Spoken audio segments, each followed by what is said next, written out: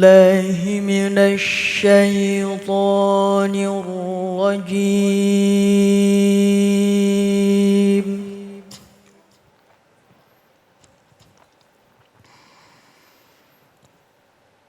بسم الله الرحمن الرحيم.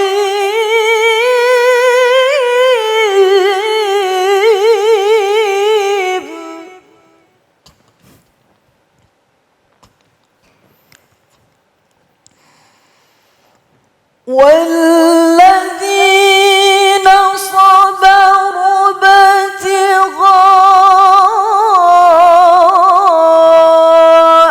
وجه ربهم وأقاموا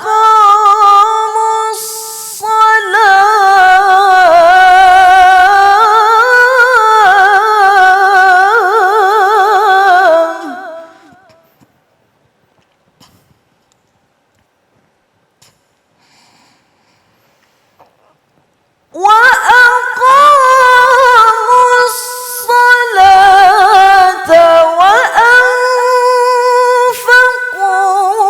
مما رزقناهم سرا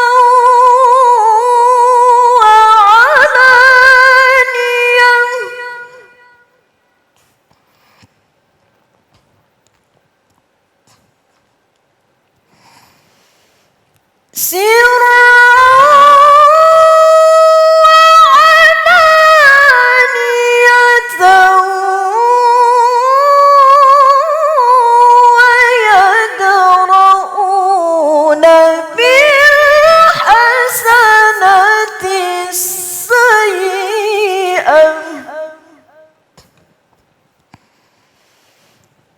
ويدرؤون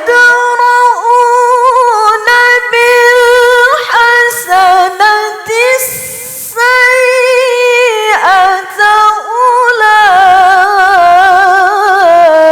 أولئك لهم عقبى الدار.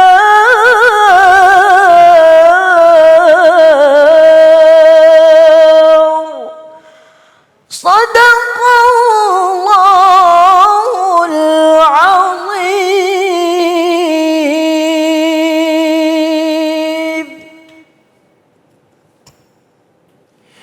Bismillahirrahmanirrahim.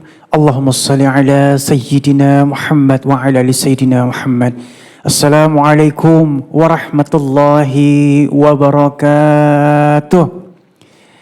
Masya Allah, alhamdulillahirrabbilalamin. Kembali lagi saya Ali Zainal menemani pemirsa di rumah di dalam Cahaya Hati Indonesia.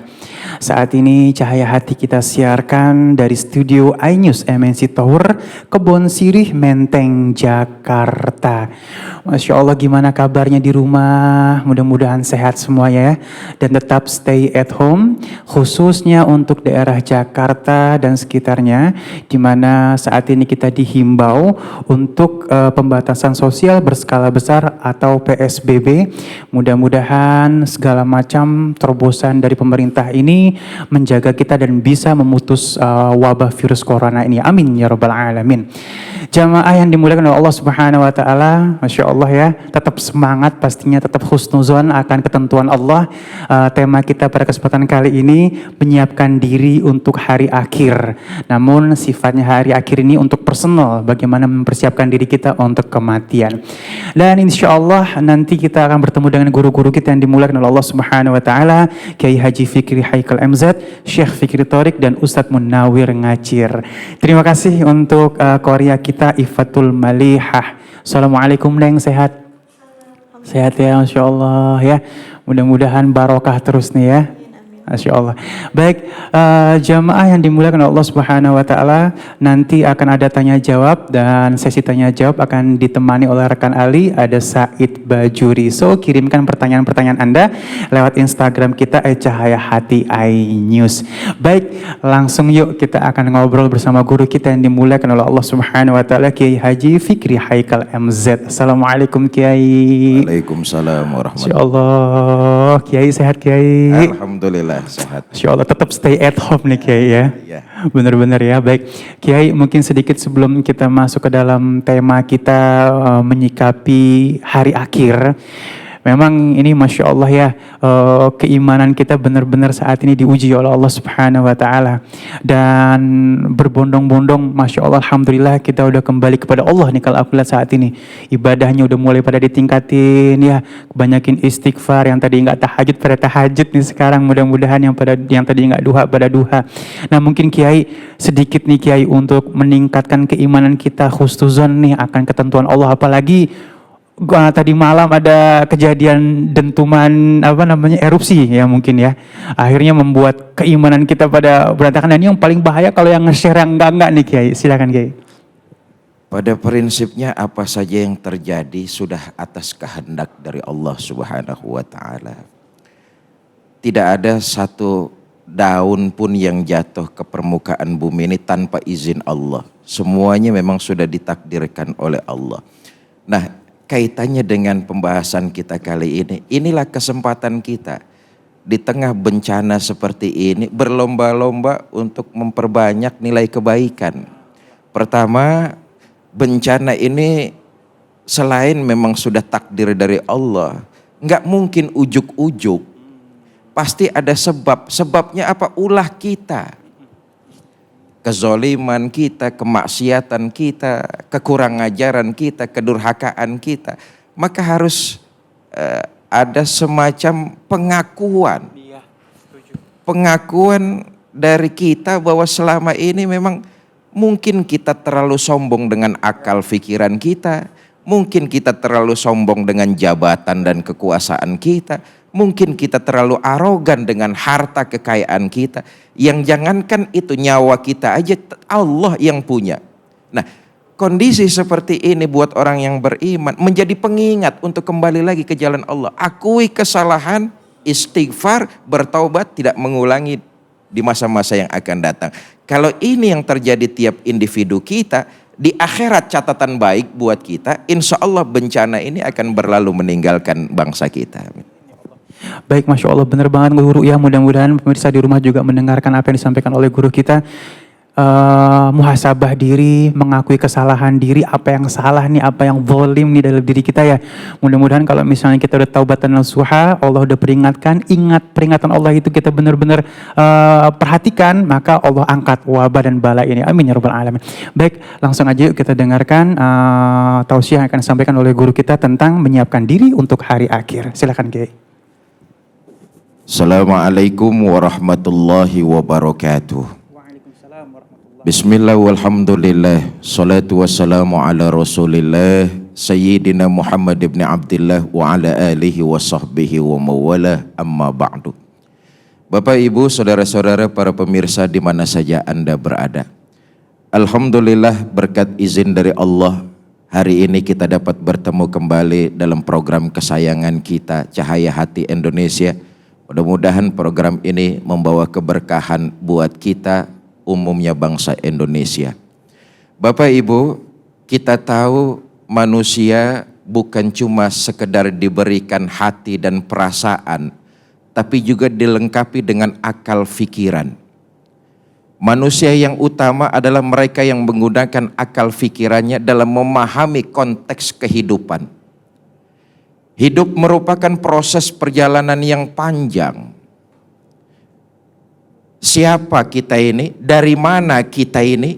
Mau apa kita sekarang ini? Dan kemana kita akan pulang nanti? Inilah proses perjalanan kita.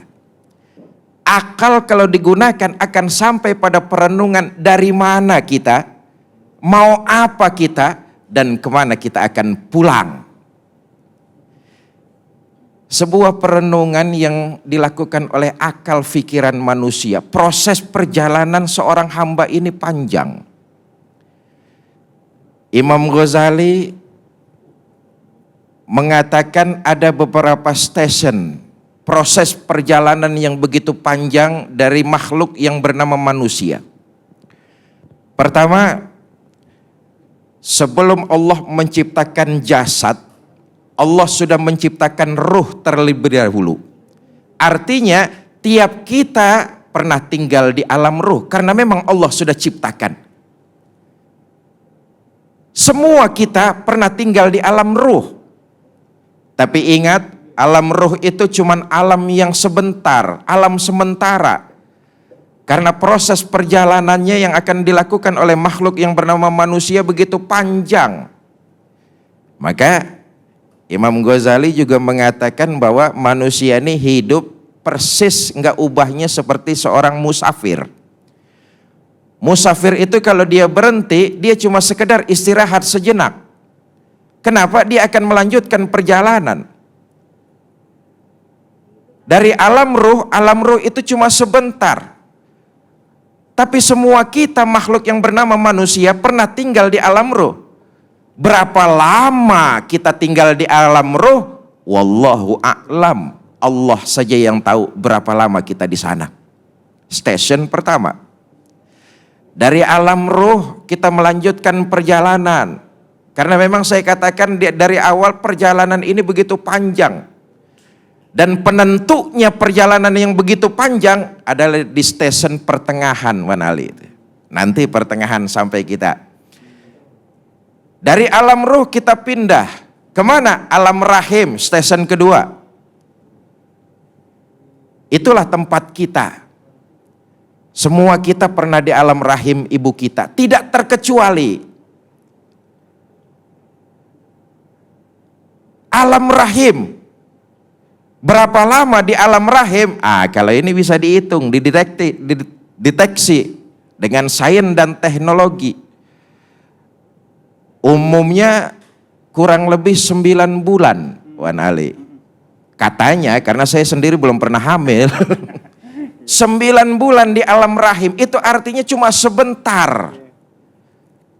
Kemana seorang hamba melanjutkan perjalanan? Masuk stesen ketiga. Alam apa disebut? Alam dunia. Alam rahim sudah kita lewati, alam ruh sudah kita lewati, alam rahim sudah kita lalui. Sekarang ini stesen ketiga, alam dunia. Berapa lama di alam dunia? Ini sesuai kontrak. Lagi-lagi takdir Allah. Ada yang tahu? Enggak ada. Sebab umur itu urusan Allah. Sudah dicatat di Lauh Mahfuz umur kita masing-masing. Yang jelas, seorang manusia adalah hamba. Hamba musafir melanjutkan perjalanan. Hidup di dunia cuma sementara. Merugi orang.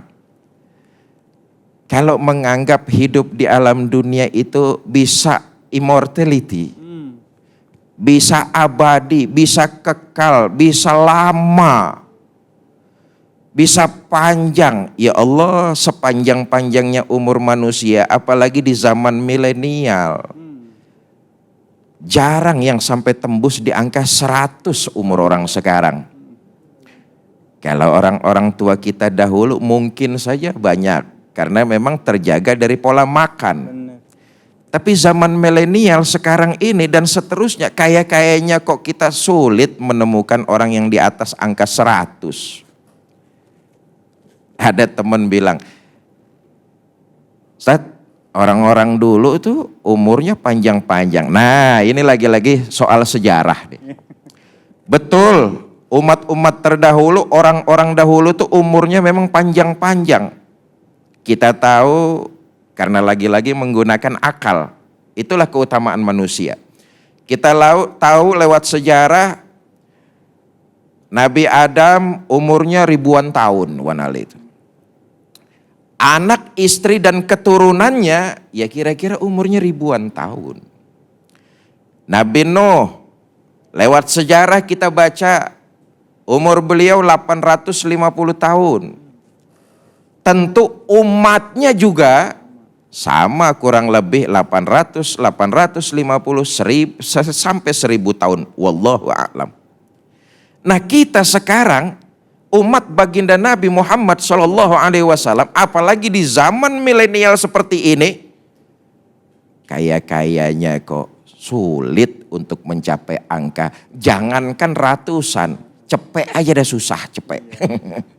Bahkan kalau kita mau Bahkan kalau kita mau mengambil iktibar dari perjalanan hidup Nabi, Nabi Muhammad tuh wafat umurnya 63 tahun. Kita ini umat Nabi ya kira-kira nggak jauh dari segitu. Nah saya kembali, stesen ketiga di alam dunia, inilah finalnya, inilah penentuannya. Dua alam sudah kita lalui, dua alam akan kita lewati. Alam apa setelah alam dunia? Alam barzah, alam kubur, alam mahsyar, alam di mana amal baik dan amal buruk kita dihisap.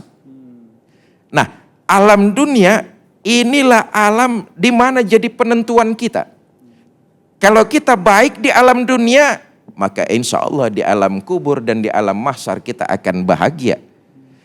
Tapi kalau kejahatan, kemaksiatan, kezoliman, kemunkaran yang kita tebar di alam dunia, maka jangankan di akhirat, di alam kubur saja sudah diazab oleh Allah Subhanahu wa taala.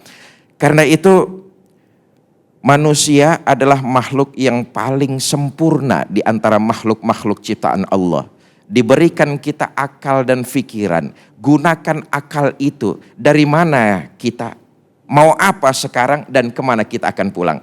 Kalau kemana kita akan pulang, kita tahu ke akhirat kita akan pulang. Di akhirat tempat cuma ada dua, golongan kanan, golongan kiri. Orang-orang bahagia, orang-orang celaka. Dari mana itu bisa diketahui? Dari pola hidup di alam dunia.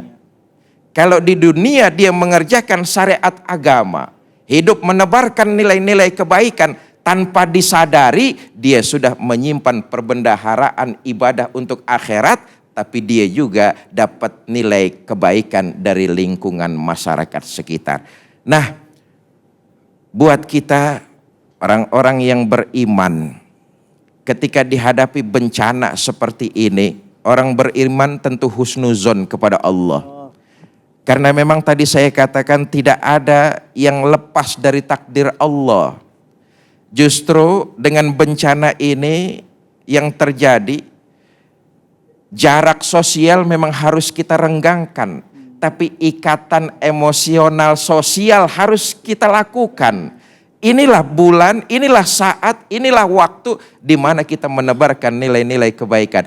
Ikatan sosial jangan sampai lepas. Kalau ikatan fisik boleh saja kita untuk menjaga jarak. Tapi ikatan kebaikan harus kita tebarkan sebagaimana bukti kita orang beriman dan untuk bekal kita di akhirat nanti. Wallahu a'lam bishawab. Masya Allah, terima kasih Kiai ilmunya ya, Masya Allah ya, barokah. Dan jamaah yang dimuliakan oleh Allah Subhanahu wa taala, tetap kita husnuzon dengan ketentuan Allah. Insya Allah semuanya khair ya, insya Allah akan menjadi baik sesuai dengan prasangka kita. Baik, jamaah yang dimuliakan oleh Allah Subhanahu wa taala, insya Allah nanti kita akan ketemu dengan guru kita yang dimuliakan oleh Allah, Syekh Fikri Thoriq, dengan subtema kita, orang beriman selalu ingat mati. Jangan kemana-mana, tetap bersama kami di Cahaya Hati Indonesia.